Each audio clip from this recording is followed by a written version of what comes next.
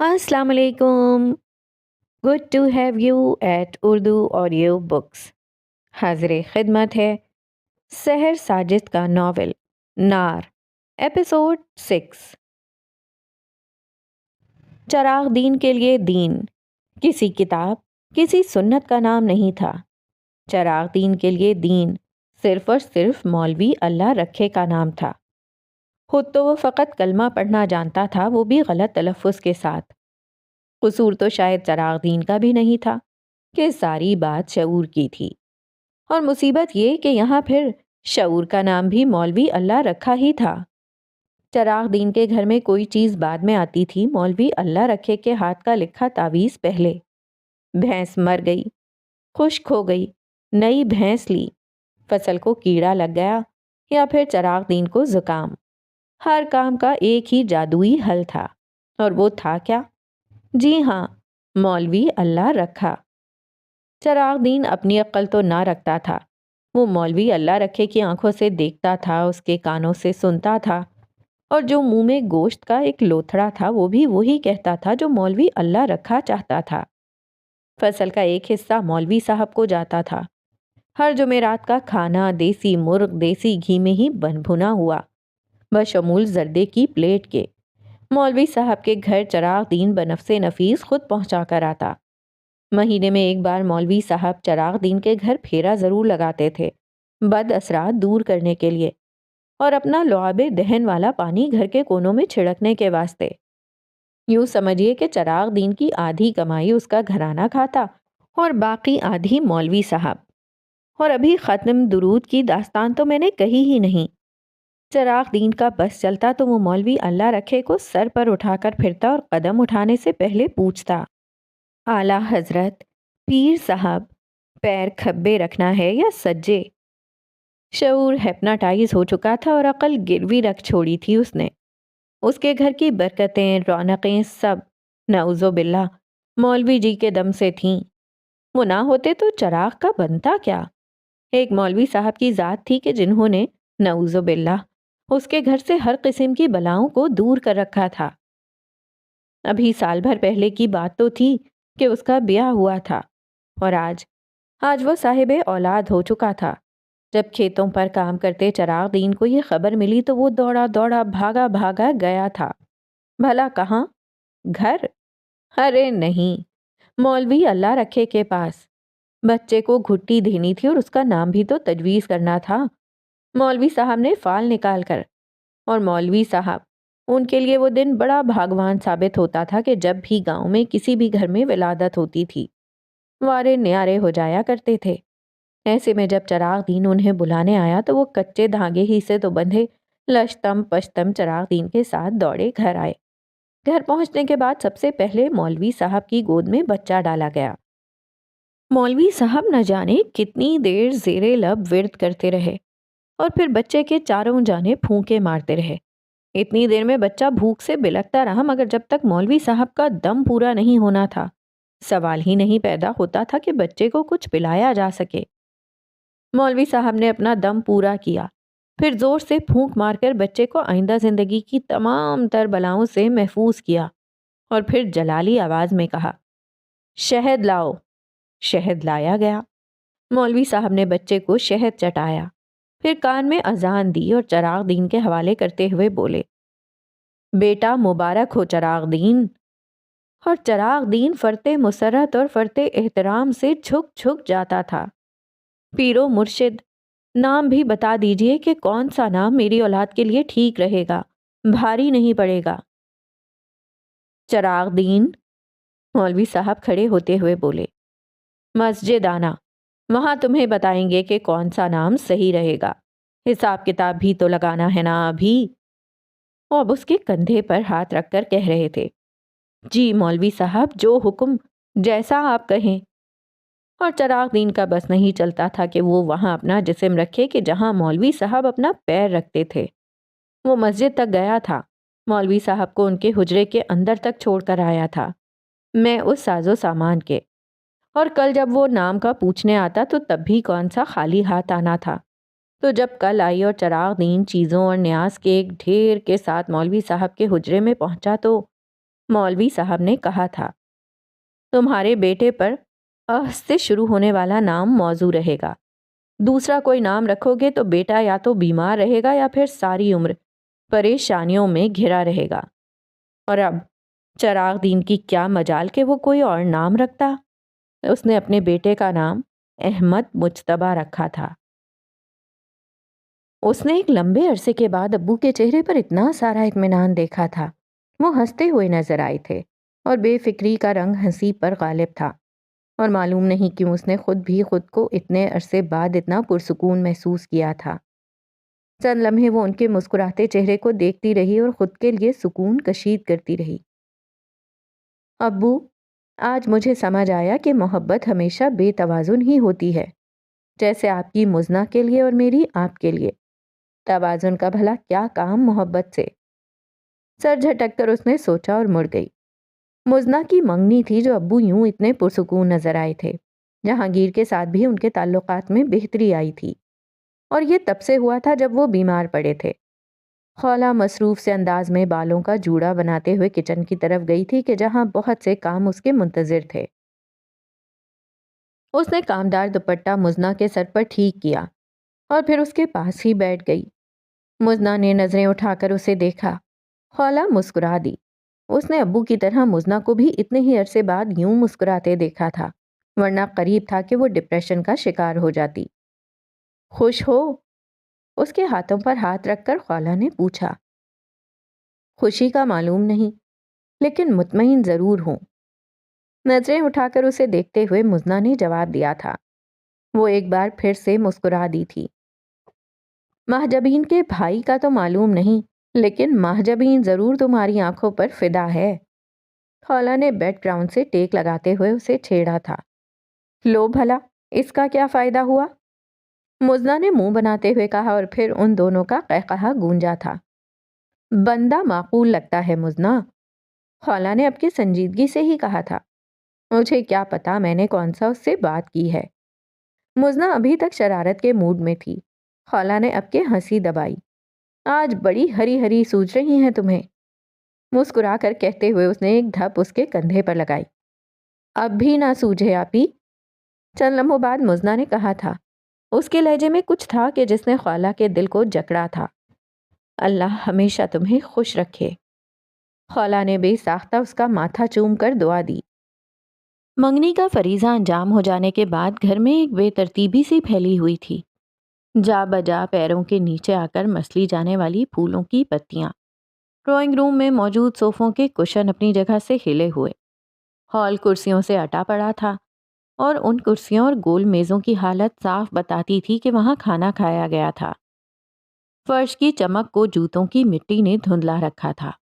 Kitchen میں برتنوں کا ایک جمع غفیر تھا، اور کام والی صبح آ کر دھونے کا کہہ کر غائب ہو چکی تھی۔ ایسے میں اس الٹے پڑے بے ترتیب گھر میں ایک جانب سے بار بار قہقہوں اور ہنسی کی آوازیں آتی تھیں۔ وہ ایک خوشگوار دن تھا۔ مزنہ نے جولری اتار دی تھی، لیکن ابھی تک وہ اسی جوڑے میں تھی۔ خولہ نے بھی چینج نہیں کیا تھا۔ جہانگیر کا کوٹ صوفے پر الٹا پڑا تھا، اور اس نے ڈریس شرٹ کے بازو فولڈ کر رکھے تھے۔ ٹائی ڈھیلی اور گریبان کا اوپری بٹن بھی کھول رکھا تھا۔ احمد صاحب نے بھی شلوار سوٹ کے اوپر پہنی واسکٹ اتار کر کرسی کے بازو پر ڈال رکھی تھی، اور اب آرام دہ حالت میں بیٹھے تھے۔ فرخندہ بھی دونوں پاؤں اوپر کر کے صوفے پر براجمان تھیں۔ ان کے پہلو سے چپکی مزنہ بیٹھی تھی، اور خولہ، وہ ابھی ابھی چائے کی ٹرے لے کر آئی تھی۔ سب کو باری باری کپ پکڑانے کے بعد وہ مزنہ کے پاس ہی بیٹھ گئی تھی۔ وہ ہنس رہے تھے، خوش گپیوں میں مصروف تھے۔ آج کی تقریب کو ڈسکس کیا جا رہا تھا۔ سبھی کی رائے مزنہ کی سسرال والوں کے بارے میں اچھی تھی۔ وہ مطمئن تھے کہ یہ اطمینان ایک عرصے بعد نصیب ہوا تھا۔ احمد بھائی، مزنہ کی شادی کے بعد تو آپ اکیلے ہو جائیں گے؟ فرخندہ نے اچانک پوچھا۔ اس سوال پر ایک محسوس کی جانے والی اداسی وہاں سرعت سے پھیلی تھی۔ ماحول پر یکدم خاموشی حاوی ہوئی تھی۔ بیٹیوں کو تو بیاہنا ہی ہوتا ہے نا فرخندہ؟ چند لمحوں بعد وہ ذرا دھیمے لہجے میں بولے تھے۔ نہیں احمد بھائی، میں آپ کو اکیلا نہیں رہنے دوں گی، آپ ہمارے ساتھ رہیں گے۔ فرخندہ جذباتی ہو رہی تھیں۔ احمد صاحب ہنس دیے۔ اچھا جب وقت آئے گا دیکھا جائے گا، ابھی سے کیوں ہلکان ہو رہی ہو تم؟ بہن کا سر شفقت سے تھپکتے ہوئے وہ بولے۔ مزنا کا دل بھر آیا تھا۔ اسے یوں رونے کے لیے آمادہ دیکھتے ہوئے خالہ نے اس کی پسلی میں کوہنی ماری۔ "سس" کر کے اس نے بہن کو گھور کر دیکھا۔ خالہ نے مسکرا کر اسے نہ رونے کا اشارہ کیا تھا۔ ابو، پھپھو ٹھیک کہہ رہی ہیں، ہم آپ کو اکیلا تو نہیں چھوڑ سکتے نا؟ وہ چائے کا گھونٹ بھرتے ہوئے بولی۔ جہانگیر کا ارادہ جرمنی جانے کا ہے، اب مزنا کی شادی کے بعد ہی جا سکے گا، تو تب میں اور پھپھو یہاں آ جائیں گے۔ خالہ نے انہیں اگلی بات سے آگاہ کیا تھا۔ دیکھو کیا ہوتا ہے، اللہ بہتر کرے، میرا گھر میری بیٹیوں کا ہی ہے، جو جب بھی آئے کون روک سکتا ہے بھلا؟ انہوں نے مسکرا کر کہا۔ جہانگیر نے ایک خاموش نظر ماموں کے چہرے پر ڈالی تھی۔ اسے کیوں محسوس ہوتا تھا کہ ماموں کی شفقت احسان تھا؟ کیوں؟ وہ بے اختیار سوچنے پر مجبور ہوا تھا۔ مزنا کی شادی کی تاریخ طے ہو گئی تھی۔ اس کے منگیتر کو شادی سے چند دن پہلے جرمنی سے واپس آنا تھا۔ دونوں گھرانوں میں شادی کی تیاریاں شروع ہو چکی تھیں، اور مزنا کا تھا کون جو تیاری کرتا؟ سب مصروفیت ہی مصروفیت تھی۔ خالہ کے علاوہ اور تھا ہی کون؟ وہ تو اب صحیح معنوں میں پہاڑ تلے تھی۔ وہ باپ کے گھر ہی آئی ہوئی تھی، لیکن ویکینڈ پر اسے اپنے گھر جانا پڑتا تھا، اور پھر سارے ہفتے کے کام نمٹا کر سوموار کو اسکول سے سیدھی ابو کے گھر۔ گھر آتے ہی کھانا کھایا اور پھر بازار جانے اور وہ جانے۔ مزنا اور وہ تیاری کرتے کرتے بے حال ہو چکی تھیں۔ اگر ہم یوں ہی سڑکوں پر خوار ہوتے رہے نا آپی، تو لکھوا لیں مجھ سے، میرا سارا رنگ روپ شادی والے دن بھگ سے اڑ جائے گا۔ اسے اپنی بیوٹی کی فکر لاحق تھی، اور بری طرح سے ہی لاحق تھی۔ تو میں کیا کروں؟ میں کسے لے کر بازاروں میں گھومتی پھروں؟ اکیلی جانے سے تو رہی، اور اوپر سے شاپنگ بھی تو تمہاری ہی ہے۔ خالہ بھی تپی ہوئی تھی۔ دونوں ہاتھ شاپنگ بیگ سے بھرے وہ فٹ پاتھ پر چلتی جا رہی تھیں۔ تھکاوٹ کا احساس شدید تھا، اور سر درد سے بھاری ہو رہا تھا۔ یار آپی کچھ تو کرو، میں کالی ہو رہی ہوں، کیا سوچے گا وہ خالہ کو ٹھیک ٹھاک قسم کا دھچکا پہنچا تھا۔ اس کی فکر ہے، اور جو بہن ذلیل ہو رہی ہے وہ، اس کی کوئی پرواہ، کوئی فکر نہیں۔ پہلے اسکول نپٹاؤ، پھر گھر، اور اب شاپنگ۔ اور محترمہ کو فکر کس کی ہے؟ وہ کی۔ خالہ بھنا ہی تو گئی تھی۔ مزنا نے چوزے جیسا منہ بنا کر اسے دیکھا تھا، جو کہ شاپنگ بیگز پیروں کے پاس ڈھیر کر کے لڑنے کے سے انداز میں دونوں ہاتھ کمر پر ٹکائے اسے سخت نظروں سے گھور رہی تھی۔ اچھا اب یوں تو نہ گھوریں، آگے ہی میری جان فنا ہو رہی ہے، آپ اس میں مزید اضافہ تو نہ کریں۔ وہ کیا کہے گا کہ ٹھٹک کر کہتے ہوئے آخر میں جان بوجھ کر وہ ہونٹ کو لٹکا کر بولی تھی، اور خالہ نے اس کے یوں کہنے پر اسے ایسی نظروں سے گھورا کہ جیسے کہتی ہو پھر وہ ہی۔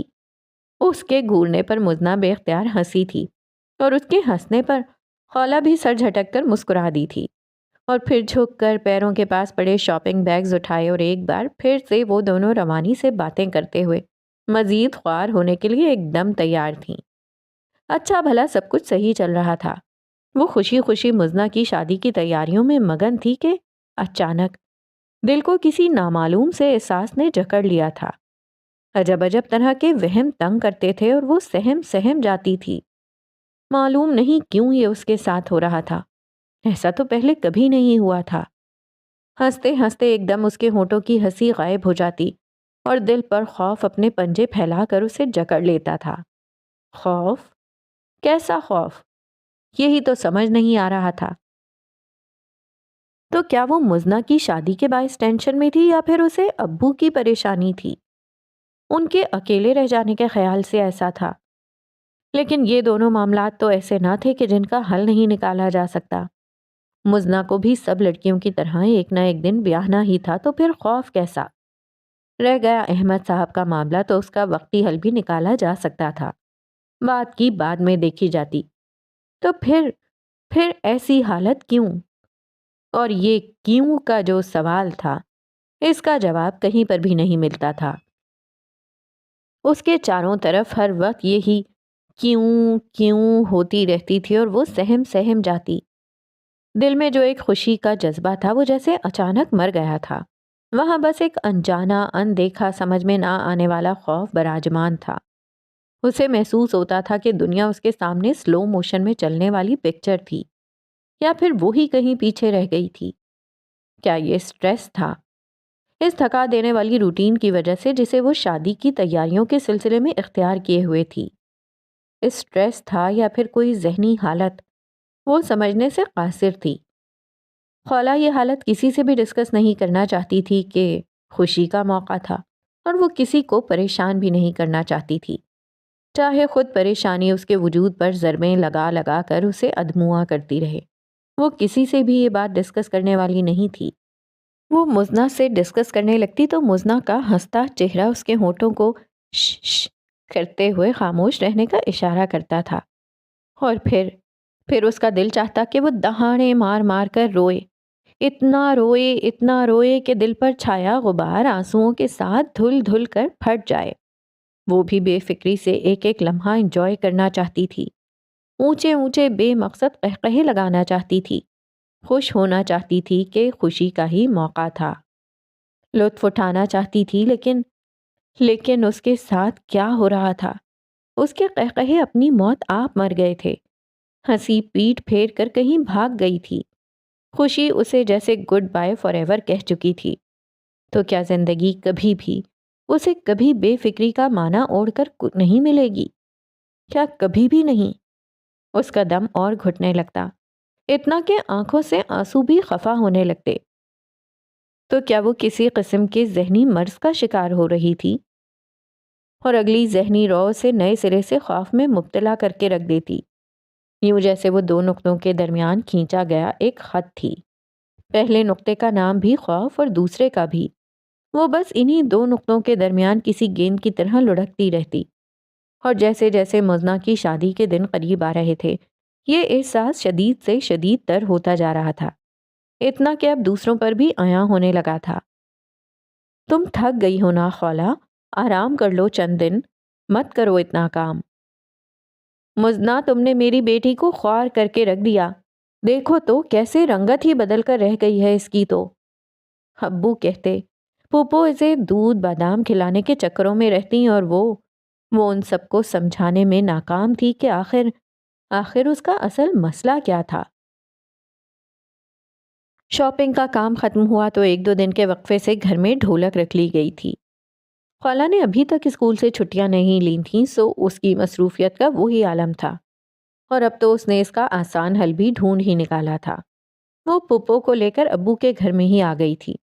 شادی میں دن ہی کتنے رہ گئے تھے، مزنہ کے منگیتر کو بھی ایک دو دن میں پاکستان آ جانا تھا۔ اس وقت بھی وہ سب کو چائے سرو کر رہی تھی اور بے طرح مصروف دکھائی دیتی تھی، چہرہ سنجیدہ، رنگت زرد، اور آنکھوں کے نیچے واضح محسوس کیے جانے والے حلقے، ہونٹ خشک۔ تو کیا اسے پانی پینے کا بھی ہوش نہیں تھا؟ یہ سب جہانگیر اسے دیکھتے ہوئے سوچ رہا تھا، اور وہ جب کسی کام کی غرض سے دوبارہ کچن کی طرف مڑی تو جہانگیر بھی اس کے پیچھے ہی گیا تھا۔ وہ کچن میں ملازمہ کو کچھ کہنے میں مشغول تھی، اور اس کا آنا نوٹس نہیں کر سکی تھی۔ جہانگیر نے یکدم اس کا ہاتھ پکڑا، ہاتھ میں موجود پلیٹ کو شیلف پر رکھا اور اسے کھینچتے ہوئے باہر لایا۔ جہانگیر، اف، وہ ہوا کیا ہے؟ اف، کچھ بتاؤ تو صحیح۔ جہانگیر، کیا کر رہے ہو خدایا؟ وہ اس کی سنے بغیر کھینچتا ہوا اسے چھت پر لے آیا تھا، اور پھر اپنی پشت پر موجود اس کے وجود کو کھینچ کر اپنے سامنے لا کھڑا کیا۔ اب کی بار وہ کچھ یوں بولی نہ تھی، بلکہ خفگی بھری نظروں سے اسے دیکھنے لگی، یوں جیسے سوال کرتی ہو، آخر مسئلہ کیا ہے؟ تمہیں کیا ہوا ہے خولہ؟ وہ دو قدم نزدیک ہوا۔ خولہ نے حیرت سے اسے دیکھا۔ مجھے کیا ہوا ہے؟ اور پھر الٹا سوال پوچھا۔ حالت دیکھی ہے اپنی، کیسی ہوتی جا رہی ہو؟ شادی میں تم دلہن کی بہن کم اور ماسی زیادہ نظر آؤ گی، وہ غصے سے کہہ رہا تھا۔ اور تم کب چاہو گے کہ تمہاری بیوی ماسی لگے، ہے نا؟ وہ ہلکی سی شگفتگی سے بولی تھی۔ شٹ اپ خولہ، یار کیا ہو گیا ہے تمہیں؟ اسکول سے چھٹیاں کیوں نہیں لے لیتی تم؟ کیوں خود کو اتنا تھکا رہی ہو؟ نہیں ہوتا تم سے تو دفع کرو اسکول کو۔ وہ ناراضگی اور جھنجھلاہٹ سے بول رہا تھا، اور خولہ اسے دیکھتی رہ گئی۔ دیکھو تو بھلا کہہ کون رہا تھا؟ مجھے تم عزیز ہو خولہ۔ وہ اب اس کے دونوں ہاتھوں کو اپنے ہاتھوں میں لیے مدھم لہجے میں بولا، اور خولہ، اس کی آنکھوں میں ایک دم ہی ایک بے نام سی جلن اتر آئی۔ اس نے ایک سلگتی سی نظر سے جہانگیر کو دیکھا۔ آئینہ دیکھنے کی بھی فرصت ہے تمہیں، یا یہ کام بھی میں ہی کر دوں تاکہ تم کم از کم اپنی حالت تو ملاحظہ کر سکو؟ وہ اب 2 انگلیوں سے اس کے بالوں کی لٹ کو پکڑے اسے دیکھتے ہوئے پوچھ رہا تھا۔ خفگی اس کے لہجے سے چھلک چھلک پڑتی تھی۔ آنکھوں کی جلن نے سرطان کی مانند پورے جسم کا احاطہ کیا تھا۔ دھیرے دھیرے، آہستہ آہستہ، جوں جوں وہ اس کی خاطر، اس کی فکر میں ایک ایک جملہ بولتا چلا جا رہا تھا، ویسے ویسے وہ سلگتی جا رہی تھی۔ جاب چھوڑ دو خولہ، میں یہ تو نہیں چاہتا تھا کہ تمہیں یوں دیکھوں۔ اور وہ بے اختیار، بے ساختہ ایک پرتپش مسکراہٹ مسکرائی۔ نہیں جہانگیر، اب تو جاب میرے لیے مسئلہ ہی نہیں رہی، میں عادی ہو چکی ہوں۔ یہ اب میرے لیے ایسے ہی ہے جیسے زندگی کا کوئی دوسرا معمول، جیسے 3 وقت کا کھانا۔ مجھے اب فرق نہیں پڑتا، اور رہ گئی چھٹیاں لینے کی بات تو لے لوں گی، آف آخر لینا ہی ہے نا۔ اور اس تھکاوٹ کا کیا ہے، 4 دن کی بات ہے، دن گزر جائیں گے تو سب ٹھیک ہو جائے گا۔ وہ اسی تپتی مسکراہٹ کے ساتھ کہہ رہی تھی، اسے دیکھتے ہوئے براہ راست پلکیں جھپکے بنا۔ شور؟ جہانگیر نے ابروج کا کر پوچھا۔ شور؟ اس کے چہرے پر تنزیہ سے تاثرات ابھرے، اور انہی تاثرات کے ساتھ اس نے جہانگیر کا ہاتھ تھپ تھپایا تھا۔ اچھا، ابھی تم نیچے نہیں جاؤ گی، میں تمہارے لیے اچھی سی چائے کا کہہ کر آتا ہوں، اور میرے آنے تک تم یہاں سے ہلو گی نہیں، چاہے کوئی کتنی بھی آوازیں دیتا رہے، اوکے؟ وہ پیار سے کہہ رہا تھا، اور ایک اور اندیکھا نظر نہ آنے والا پھپولا خالہ کے جسم پر نمودار ہوا تھا، ایک اور تکلیف کی لہر۔ اس نے مسکرانے کا تکلف کیا اور اثبات میں سر ہلا دیا۔ ہلنا نہیں، اسے ایک بار پھر سے وارن کیا گیا تھا، اور خالہ تپتے وجود اور اسی پرتپش مسکراہٹ کے ساتھ اس کی پشت کو دیکھتی رہی۔ اس کی آنکھوں میں آنسو تنہائی کا فائدہ اٹھا کر ایک دم نمودار ہوئے تھے۔ وہ خود پر ہنسی۔ تو جہانگیر اعجاز، تو جب تمہاری مرضی ہوگی، جیسے تم چاہو گے، جب تمہیں اچھا لگے گا اور جب تمہیں برا، تو تم ویسے ویسے ہی مجھ سے محبت کرو گے، میری پرواہ کرو گے۔ ٹھیک، تو پھر میری مرضی، میری منشا، میری زندگی اور اس کی خواہشات، وہ کیا ہوئیں؟ سارے اختیارات تمہارے اور خواہشات بھی کیا تمہاری؟ اچھا، تو محبت اسے کہتے ہیں، اور پھر اس کا نام ہے، پہلی دفعہ ذائقہ چکھا ہے اور زبان کہتی ہے کہ اللہ نہ کرے کہ دوبارہ یہ ذائقہ نصیب ہو۔ ٹھیک ہے، جب تمہارا دل چاہا تم نے اپنی زندگی میں مجھ کو جگہ دی، اور اب جب میرا دل راضی ہوگا تو تب میں اپنے دل میں تم کو جگہ دوں گی۔ یوں ہے تو یوں ہی صحیح، تمہاری محبت اور پرواہ دونوں ہی بے اہم ہیں اب میرے لیے۔ وہ یوں کہ مجھے نہ صرف پیروں پر کھڑا ہونا آ گیا ہے، بلکہ میں نے تو دوڑنا بھی سیکھ لیا ہے جہانگیر۔ اور تم تو کہیں پیچھے ہی رہ گئے ہو، بہت پیچھے۔ میری زندگی میں تو بس ایک خواہش بچی ہے، محض ایک ہی خواہش، میری اولاد۔ اور اسی خوشی کے واسطے میں نے اپنا آپ وقت کے پیروں تلے رکھ چھوڑا کہ آؤ اور لمحہ لمحہ مجھے رونتے چلے جاؤ۔ پتہ نہیں محبت کہتے کسے ہیں، اگر اسے، تو بڑی ہی کڑوی شے ہے یہ۔ چائے؟ اس کے بدن کو گرم گرم لہروں کی صورت ڈھانپتی سوچوں کا تانا بانا اس آواز سے ٹوٹا تھا۔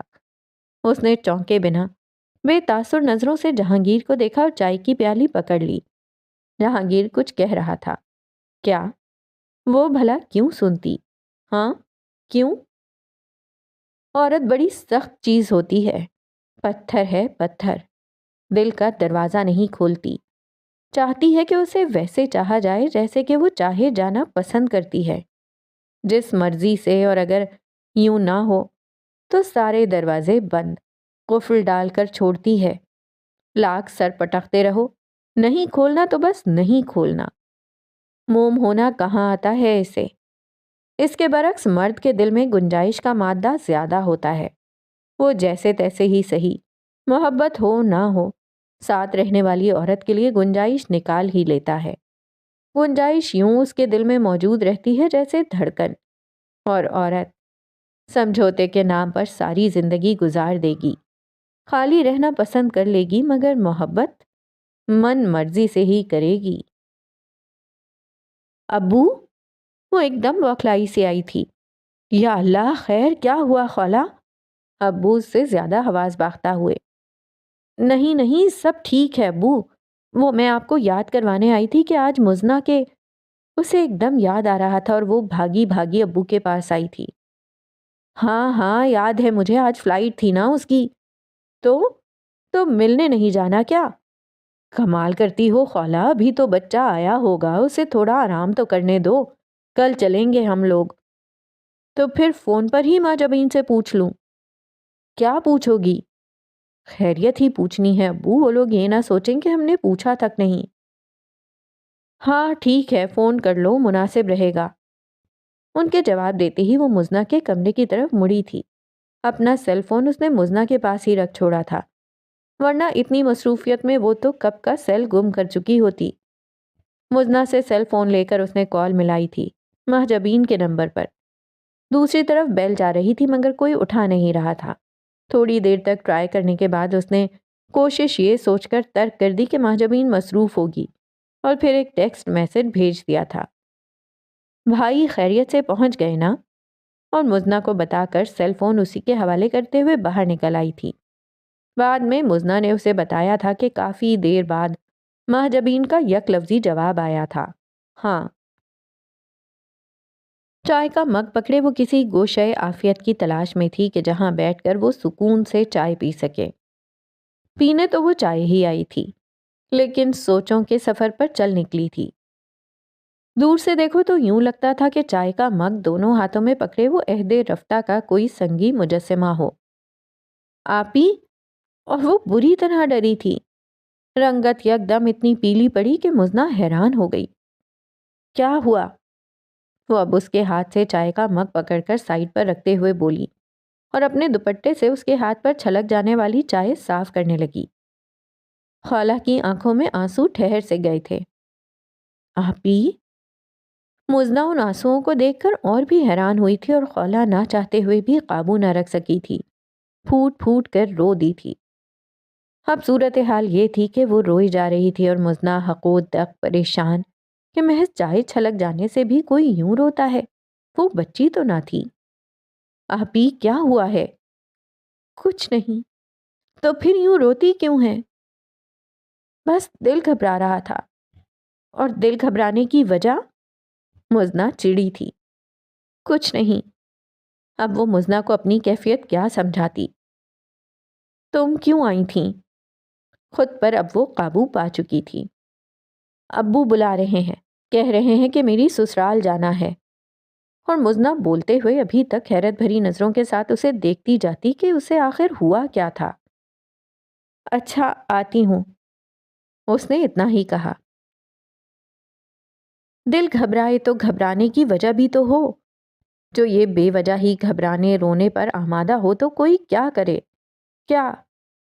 وہ تیار تو ہو گئی مگر ابھی تک دل گھبرا رہا تھا۔ جب تیار ہو کر آئی تو ابو اور جہانگیر بھی تیار ہی کھڑے تھے۔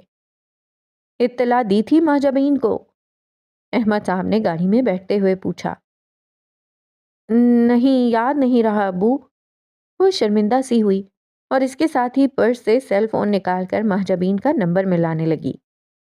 جہانگیر اور احمد صاحب دونوں ہی اب کے اس کے منتظر تھے۔ اس نے 2-3 بار ٹرائی کیا مگر فون نہیں اٹھایا جا رہا تھا۔ فون ریسیو نہیں کر رہی مہجبین، اس نے اطلاع دینے والے انداز میں کہا۔ اچھا چلو کوئی بات نہیں، مصروف ہوگی، اپنے ہی گھر والی بات ہے اب تو۔ چلو جہانگیر آگے ہی دیر ہو رہی ہے۔ احمد صاحب گاڑی میں بیٹھتے ہوئے بولے تھے اور خالہ نے بھی ان کی پیروی کی تھی۔ گیٹ کھلا ہوا تھا۔ اتنی حیرانی کی بات نہیں تھی کہ چند دن بعد ہی منگنی کا فنکشن تھا، مہمانوں کا آنا جانا لگا ہوا ہوگا۔ وہ آرام سے اندر آئے، گاڑی باہر پارک کی تھی، لیکن لاؤنج کا داخلی دروازہ داخل ہونے سے پہلے نوک کیا گیا تھا۔ 1 بار، 2 بار، 3 بار اور چوتھی بار ان کے درمیان حیران نظروں کا تبادلہ ہوا تھا۔ وہ سب ایک لمحے کے لیے وہاں ساکت کھڑے رہے کہ اب کریں تو کیا کریں۔ خولا، تم جاؤ اندر، جہانگیر نے اس سے کہا تھا۔ میں؟ اور اس کا بے وجہ گھبرانے والا دل ایک بار پھر گھبرایا۔ ہاں تم، اب ہم دونوں مرد یوں بنا اطلاع کے اندر جاتے اچھے تو نہیں لگتے نا، تم جاؤ۔ اور وہ جہانگیر کے کہنے پر تذبذب کے سے انداز میں آگے بڑھی تھی۔ لاؤنج خالی تھا اور وہاں کوئی بھی نہیں تھا۔ خولا کو حیرت ہوئی۔ وہ ہنگامہ رونق بھی عنقا نظر آئی تھی جو شادی والے گھر کا خاصا ہوتی ہے۔ عجیب سائیں سائیں کرتا ماحول تھا۔ محجبین، آنٹی، وہ آواز دیتی آگے بڑھ رہی تھی اور جواب خاموشی۔ وہ تھوڑا سا اور آگے بڑھی تو ایک دم اسے ایک جانب سے محجبین آتی دکھائی دی۔ محجبین، خولا نے ترنت آواز دی تھی، یوں جیسے یہ کوئی بھوت بنگلہ تھا اور محجبین کا ظہور بھی چند سیکنڈز کا تھا، ورنہ وہ پھر کہیں حلول کرنے والی تھی۔ آپ؟ محجبین کو اس کی موجودگی پیٹ میں پڑے گھونسے جیسی لگی تھی، وہ بھی اچانک اور لا علمی میں پڑنے والا گھونسا۔ اس کے اس طرح کے رد عمل پر خولا عجیب سی خجالت کا شکار ہو کر خاموش ہو گئی تھی۔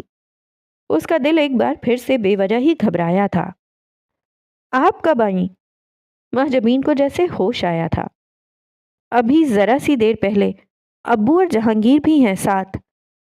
خولا نے ایک ہی سانس میں بات مکمل کی، ایسے جیسے اس پر بولنے کی پابندی لگنے والی تھی، اور یہ سن کر بوکھلائی ہوئی محجبین مزید بوکھلائی تھی۔ آئی ایم سوری، میں نے فون کیا تھا مگر آپ نے ریسیو نہیں کیا تو ہم بنا اطلاع کے ہی آ گئے۔ نہیں کوئی بات نہیں، آپ بیٹھیں، انکل اور جہانگیر بھائی کو بھی بلائیں، بلکہ میں بلاتی ہوں۔ وہ بولی نہیں، بوکھلائی تھی۔ اسی حواس باختگی کے عالم میں وہ ان دونوں کو بلانے گئی اور ان کو اندر بٹھا کر وہ امی کو بلانے چلی گئی تھی۔ اس کے انداز اتنے عجیب تھے کہ وہ تینوں ایک دوسرے کو حیرت بھری سوالیہ نظروں سے دیکھنے پر خود کو روک نہیں پائے تھے۔ اور جب محجبین کی امی آئیں تو وہ بھی بوکھلائی ہوئی تھیں، لیکن محجبین سے ذرا کم۔ ہم بھائی سے ملنے آئے تھے، ان کو بلا دیں پلیز۔ جب چائے کے بعد بھی بھائی کے آثار نظر نہ آئے تو خولا کو کہنا ہی پڑا۔ ہاں میں بلاتی ہوں۔ محجبین اٹھی ہی تھی کہ ایک طرف سے آواز ابھری، السلام علیکم، اور سب یکدم اس آواز کی سمت متوجہ ہوئے تھے۔ وہ دروازے کے بیچوں بیچ کھڑا تھا۔ اس کے سلام کا جواب ان لوگوں کے حلق سے برآمد نہ ہو سکا تھا۔ وہ اندر ہی کہیں گھٹ سا گیا تھا، اور وہ سنجیدہ تاثرات کے ساتھ کھڑا انہی لوگوں کی طرف متوجہ تھا۔ شوق وہاں موجود 3 لوگوں کے چہرے پر جیسے درج ہو کر رہ گیا تھا۔ بے یقینی رقم تھی ان کی آنکھوں میں، اور خولا، وہ ایک لمحے کے لیے حیران ہوئی تھی اور دوسرے ہی لمحے اس کا دل اتنے دنوں کی تکلیف اور بے سکونی کے بعد عین اس لمحے میں حالت سکون میں آیا تھا۔ اچھا، تو یہ تھی وہ وجہ جو الہام بن بن کر مجھ پر ٹوٹتی رہی۔ اس پر جیسے انکشاف ہوا تھا اور اس نے بے اختیار تھک کر ایک گہری سانس بھری تھی، اور وہ اب اندر ڈرائنگ روم میں داخل ہو رہا تھا۔ خاموشی کو اگر حکم ہوتا کہ وہ محسوس ہونے کے بجائے دکھائی دے تو وہ اپنا آپ دکھانے کے واسطے کچھ اور نہ ہوتی، وہ بس مزنہ احمد ہوتی۔ اور یہی خاموشی اگر ہوا ہوتی تو ایسی ہوا ہوتی کہ جہاں جہاں سے گزرتی وجود پتھر کر چھوڑتی، کسی کام کا نہ رہنے دیتی۔ اور وہاں صرف خاموشی تو نہ تھی، وہاں ویرانی بھی تھی، موت کی سی ویرانی۔ سرانڈ کی صورت پھیلتی ہوئی، یہ شدید تھا، بدتر دھچکا تھا۔ عزیز، مزنہ کا منگیتر، وہ ایک عدد بچے کے ہمراہ واپس آیا تھا، قانونی حیثیت حاصل کرنے کے لیے کی گئی پیپر میرج کا تحفہ۔ اس بچے کے بارے میں اس نے اپنے گھر والوں کو بھی لاعلم رکھا ہوا تھا۔ وہ اس کا خون تھا، وہ کیسے اسے چھوڑ سکتا تھا؟ اور اب جب کہ وہ یہاں پاکستان میں شادی کر رہا تھا تو اس کی بیوی کو ہی یہ بچہ سنبھالنا تھا، یہ طے تھا۔ تم نے ہمیں لاعلم کیوں رکھا؟ احمد صاحب نے بے حد بے بسی سے سوال کیا۔ میں بتانا چاہتا تھا مگر جرأت نہیں کر پایا۔ حزیر کا سر اٹھا ہوا نہیں ہونا چاہیے تھا اور وہ جھکا ہوا ہی تھا، اور اب جو جرت کی ہے وہ یہ ظلم ہے۔ احمد صاحب کو تاؤ آیا۔ میں معذرت خواہ ہوں۔ تمہاری معذرت کا اب میں کیا کروں عزیز؟ اب کیا؟ لہجہ مزید سخت ہوا۔ تمہیں شرم آنی چاہیے، تم جانتے بھی ہو تم نے کیا کیا ہے۔ وہ جہانگیر تھا جو بھڑک کر بولا تھا۔ احمد صاحب نے یکدم اس کے بازو پر دباؤ ڈال کر اسے روکا تھا۔ ماں جبیں اور اس کی امی رو رہی تھیں، اور ان کا رونا بتاتا تھا کہ وہ بھی لا علم تھیں۔ جہانگیر نے ایک غضب سے پر نگاہ عزیز پر ڈالی تھی، اور پھر وہ وہاں رکا نہ تھا، وہ اٹھ کر باہر نکل گیا تھا۔ خالہ نے ایک گہری سانس بھر کر عزیز کو دیکھا، اور ایک مزید تھکا دینے والی تھکن اس کے وجود میں اتری تھی۔ مزنہ تو مر جائے گی، اور اس کے ذہن میں یہ جملہ ہتھوڑے کی طرح ضرب لگاتا تھا۔ اور مزنہ، وہ واقعی مر ہی گئی تھی، لمحوں میں دفن ہوئی تھی۔ اور اگر خاموشی کو حکم ہوتا کہ وہ محسوس ہونے کے بجائے دکھائی دے، تو وہ اپنا آپ دکھلانے کے واسطے اور کچھ نہ ہوتی، وہ بس مزنہ احمد ہوتی۔ وہ جب وہاں سے واپس لوٹے تو کوئی بھی وہاں ان تینوں میں سے کوئی بھی کم از کم گھر تو نہیں جانا چاہتا تھا، لیکن مصیبت یہ تھی کہ فی الوقت گھر کے راستے میں کوئی اور راستہ بھی تو نہیں تھا۔ احمد صاحب گھر آ کر خود پر قابو نہ رکھ سکے تھے، اور وہ مزنہ کو گلے سے لگا کر آواز کے ساتھ رونے لگے۔ مزنہ حواس باختہ ہوئی۔ فرخندہ کے بھی چھکے چھوٹے تھے کہ اچھے بھلے تو گئے تھے، اب کیا ہوا؟ اور جب معلوم ہوا کہ کیا ہوا تو ایک موت کا سناٹا ایک دھماکے کے ساتھ اس گھر میں پھیل گیا۔ مزنہ اتنی چپ ہو گئی، اتنی ساکت کہ لگتا تھا چھوؤ گے تو وہ دھڑام سے گرے گی، زمین بوس ہو جائے گی۔ اسے یکدم کھڑے کھڑے سیکنڈز میں دیمک چاٹ گئی تھی۔ مزنہ؟ خالہ نے ڈرتے ڈرتے اس کے کندھے پر ہاتھ رکھا۔ اس نے میکان کے انداز میں کندھے پر دھرے ہاتھ کو دیکھا، اور پھر اسی انداز میں اپنے کمرے کی طرف بڑھ گئی تھی۔ خالہ کا ہاتھ پہلو میں جا گرا۔ پھپھو بآواز رو رہی تھی، اور وہ سر پکڑے پکڑے صوفے پر ڈھہ سی گئی تھی۔ جو تکلیف ہوتی ہے نا، چاہے کوئی کتنا ہی پیارا کیوں نہ ہو، کتنا ہی جان سے بڑھ کر عزیز کیوں نہ ہو، پھر بھی آپ اس بات پر قدرت نہیں رکھتے کہ اس کے جسم سے تکلیف کشید کر کے خود کو اس تکلیف کے سامنے پیش کریں۔ نہیں، آپ ایسا نہیں کر سکتے۔ کہ جس کی تکلیف، جس کا دکھ ہوتا ہے نا، یہ اسی کو سہنا پڑتا ہے۔ اپنے دکھ خود ہی سہارنے پڑتے ہیں۔ وہ مزنہ کی تکلیف کا کچھ نہیں کر سکتی تھی، حتیٰ کہ تسلی کے دو بول بھی اسے جرم محسوس ہوتے تھے، اور وہ سب اپنی اپنی جگہ مر چکے تھے۔ وہ خود میں اتنا حوصلہ نہیں پاتے تھے کہ ایک دوسرے کا کندھا بھی تھپ تھپا سکیں۔ وہ سب اپنی اپنی جگہ غم میں ڈوبے ہوئے تھے، اور باوجود اس سب کے وہ مزنہ کو اس دکھ، اس تکلیف سے بچا نہ سکے تھے۔ وہ مزنہ کے کمرے کے باہر کھڑی رہی، پیر چوکھٹ پار کرنے کی جسارت نہ کرتے تھے۔ وہ اس کے پاس جانا چاہتی تھی، اسے تسلی دینا چاہتی تھی، ہر زخم پر شفا والا ہاتھ رکھنا چاہتی تھی، مگر اپنی ہمت کو ختم پاتی تھی۔ وہ تھک چکی تھی، ہاں وہ تھک چکی تھی، مزنہ سے بھی زیادہ۔ اپنی زندگی کی پریشانیاں، مزنہ کی پریشانی، ابو کی پریشانی، اور نہ جانے کون کون سی پریشانی۔ اور وہ ایک گہری سانس بھر کر پلٹ آئی۔ پورا گھر سکوت میں ڈوبا تھا، اندھیرے کا مسکن بنا ہوا تھا۔ آج تو کسی کو صحن کی بتی جلانی بھی یاد نہ رہی تھی۔ کیسی نحوست پھیلی ہوئی تھی۔ اس کا دل گھبرایا، اور اس نے سوئچ بورڈز پر ہاتھ مار مار کر سارے گھر کی بتیاں جلا دیں۔ سارا گھر روشنی میں نہا گیا، لیکن اس سے کیا فرق پڑتا تھا؟ اس نے عین لاؤنج کے وسط میں کھڑے ہو کر اس چمکتی سفید روشنی کو دیکھا، اور بس دیکھنے کی دیر تھی، روشنی اسے چبھنے لگی، وہ بھی بری طرح سے۔ وہ صحن سے نکل کر آئی اور ساری بتیاں پھر سے بجھا دیں۔ اندھیرا منحوس لگتا تھا تو روشنی جسم کھسوٹنے لگتی تھی۔ کیسی حالت تھی یہ؟ اس نے آسمان کی طرف ایک شکوہ بھری نگاہ کی اور پھر جھکا لی۔ مرے مرے قدموں کے ساتھ وہ جھولے پر جا بیٹھی۔ اس کے بیٹھنے سے جھولے کی حالت سکون میں ارتعاش آیا تھا، اور وہ عجب بے بسی کے عالم میں سر پر ہاتھ رکھے بیٹھی رہی۔ باہر صحن میں وہ بے بسی کی تفسیر بنی بیٹھی تھی۔ اندر ایک کمرے میں جہانگیر ماں کو ہائی بلڈ پریشر کی دوا کھلا رہا تھا۔ دوسرے کمرے میں احمد صاحب نیند کی گولیوں کی تلاش میں تھے، اور ان کے ہاتھ میں نیند کی گولیوں کا پتہ موجود تھا، مگر پھر بھی وہ اسے تلاشتے تھے۔ اور مزنہ اپنے کمرے میں دروازے کے پٹ کے ساتھ ٹیک لگائے اس حالت میں تھی کہ جسے بیان کرنے کے واسطے لفظ نہ ملتے تھے۔ اس کی ٹانگیں سیدھی تھیں اور وہ اپنے ناخنوں سے اپنے ہاتھوں پر نقش مہندی کی سرخی کو کھرچتی تھی۔ وہ روتی نہ تھی، ہائے تک نہ کرتی تھی، واویلا نہ مچاتی تھی۔ بھلا وہ کیسے روئے، کیسے ہائے کرے، کیسے مچائے واویلا؟ وہ تو مجسم خاموشی تھی، مجسم خاموشی، یوں جیسے ہر ایک گزرتے لمحے کے ساتھ وہ خاموشی کی ایک نئی دبیز تہ میں لپٹتی جا رہی تھی، دفن ہوتی جا رہی تھی، یوں جیسے اب کے بعد کبھی نہ اٹھے گی، کبھی نہ بولے گی، کبھی نہیں۔ اور اس کا ہاتھ سرخ مہندی کے نقش کو کھرچتا چلا جا رہا تھا، کھرچتا ہی چلا جا رہا تھا۔